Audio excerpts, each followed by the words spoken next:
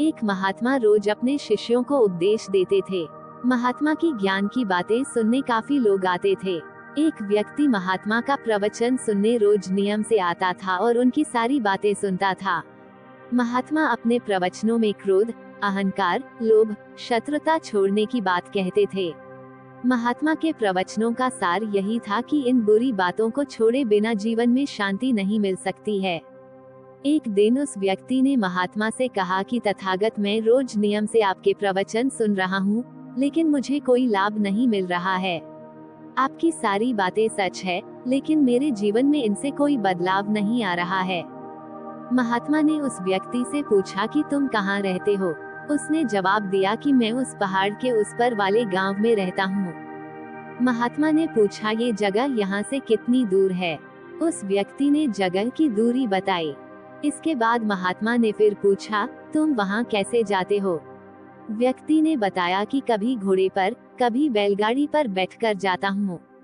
महात्मा ने फिर पूछा कि तुम्हें वहाँ पहुँचने में कितना समय लगता है?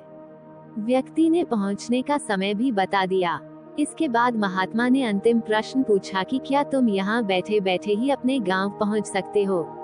इस प्रश्न के जवाब में व्यक्ति ने कहा कि गुरुजी, ये कैसे संभव है? इसके लिए तो चलना पड़ेगा, तभी मैं वहाँ पहुँच सकता हूँ। महात्मा बोले कि हम चलकर ही हमारे लक्ष्य तक पहुँच सकते हैं।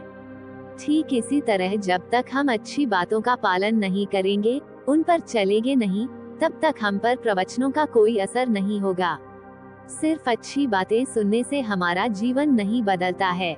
हमें प्रवचन को समझना होगा और उन्हें अपने जीवन में अपनाना होगा। व्यक्ति को महात्मा की बातें समझ आ गई और उस दिन के बाद उसने भी महात्मा के बताए मार्ग पर चलना शुरू कर दिया। महात्मा के प्रवचनों से व्यक्ति की सोच बदल गई और उसका मन शांत हो गया।